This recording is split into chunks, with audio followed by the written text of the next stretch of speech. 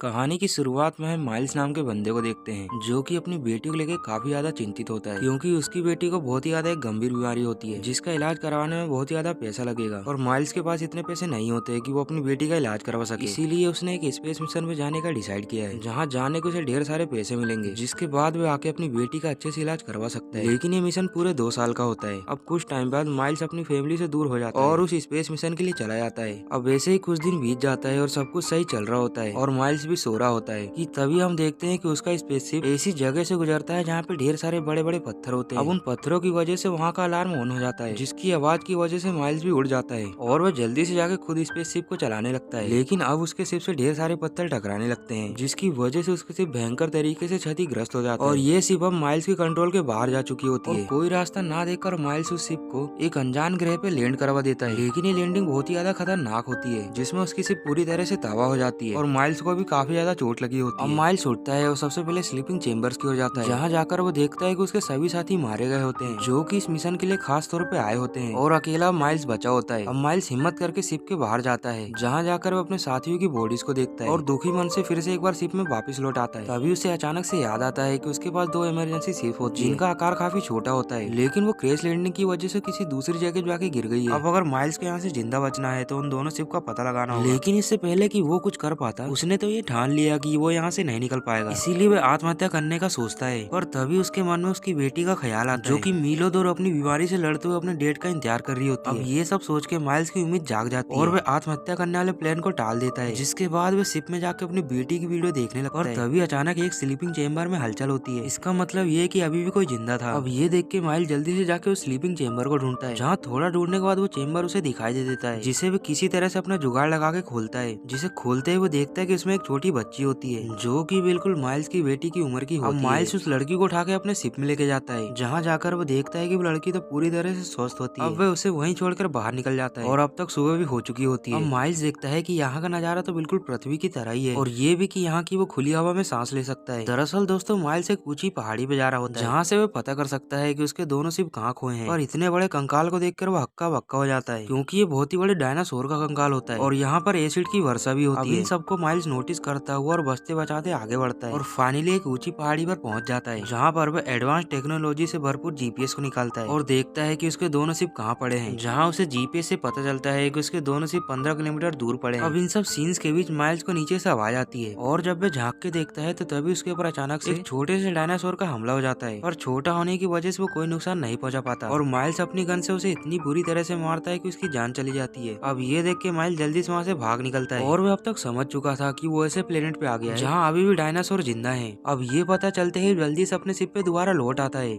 आने के बाद वह उस लड़की से सवाल करता है लेकिन उसकी बात का वो कोई जवाब नहीं देती। ये देखकर माइल्स चेम्बर की लिस्ट चेक करता है और उसे पता चलता है कि इसका नाम कोवा है। अब माइल्स उस लड़की से कहता है कि हमें यहाँ से निकलना होगा और उसे पूरी स्पेसशिप की कहानी बताता है कि अगर हमें घर वापस जाना है तो कैसे भी करके उस दूसरे शिप तक पहुँचना होगा। और कोवा रोते रोते बताती है कि मेरे मॉम डैड भी मेरे साथ यहाँ पे आए थे तो मैं उनके बिना यहाँ से कहीं नहीं जाऊंगी। अब ये सुनकर माइल्स समझ जाता है। हालांकि वो जानता था कि सभी स्लीपिंग चेम्बर्स तबाह हो गए और उसके अंदर मौजूद सभी लोग मारे गए हैं। अब ये देखकर माइल्स को कैसे भी करके उस शिप तक तो पहुंचना ही था, इसलिए वो कोवा से झूठ कहता है कि तुम्हारे मॉम डैड शायद उसी दूसरे शिप के पास होंगे। और माइल्स ये सब कोवा को एक नक्शा बना के समझा रहा होता है जिस बात को सुनकर कोवा के अंदर भी उम्मीद जागती है और वो उसके साथ चलने के लिए तैयार हो जाती है। अब ये लोग अपने सफर को स्टार्ट करते हैं जहाँ ये लोग रास्ते में ढेर सारी अनोखी चीजें देखते हैं जिनमें कई सारे विचित्र जानवर होते हैं और ये लोग इनसे बचते बचाते आगे बढ़ रहे होते हैं और एक झरने पे जाके रुक जाते हैं जहाँ पे थोड़ा पानी वगैरह पीते हैं और थोड़ी मस्ती और थोड़ा आराम करने के बाद अपने सफर के लिए दोबारा निकल जाते हैं। जहाँ 2 या 3 किलोमीटर चलने के बाद माइल्स को एक बड़ा पेड़ दिखाई देता है जिस पर चढ़कर वो जीपीएस को ऑन करता है। लेकिन इससे पहले कि उसे कुछ पता चल पाता उस पेड़ की डाली टूट जाती है और माइल्स जोर से जाके नीचे गिरता है और गिरने की वजह से उसके हाथ में चोट लग जाती है। लेकिन कोवा उसकी हेल्प करने की कोशिश करती है और हम तभी देखते हैं कि उनकी आवाज सुनकर उनके और डायनासोर आते हैं जिनका आकार काफी बड़ा होता है और वो देखने में काफी खतरनाक लग रहे थे। लेकिन इससे पहले कि वो लोग उन पे हमला करते माइल्स किसी तरह से उन्हें अपनी गन से मारने लगता है और वह जल्दी समझ जाता है कि उसके और ढेर सारे डायनासोर आ रहे हैं जिनका मुकाबला तो वो सीधे सीधे नहीं कर सकता। और इधर कोवा डर के मारे वहाँ से भागने लगती है, जहाँ वो भागते हुए एक पेड़ के पीछे आके छुप जाती है। इधर माइल्स ने उन डायनासोर्स के ऊपर कुछ छोटे छोटे बॉम्ब डाल दिए होते हैं, जिसकी चपेट में आने की वजह से सभी डायनासोर मारे जाते हैं। पर अभी खतरा टला नहीं होता, क्योंकि कोवा जहाँ छुप रही होती है वह उड़ने वाले डायनासोर्स का घर होता है। अब वो वहाँ से ये देखकर चुपके से निकलने लगती है, और तभी उसके पीछे फिर से एक डायनासोर लग जाता है, और वह डायनासोर कोवा को अपनी पूंछ फंसा के वहाँ से ले जाने लगता है। लेकिन तब तक वहाँ पे माइल्स भी पहुंच चुका होता है, और उसके गोली चलाने की वजह से वो डायनासोर वहाँ से डर के भाग जाता है। अब इससे पहले कि वहाँ पे और कोई खतरा होता है, ये लोग वहाँ से भाग निकलते हैं और एक केव में चले जाते हैं।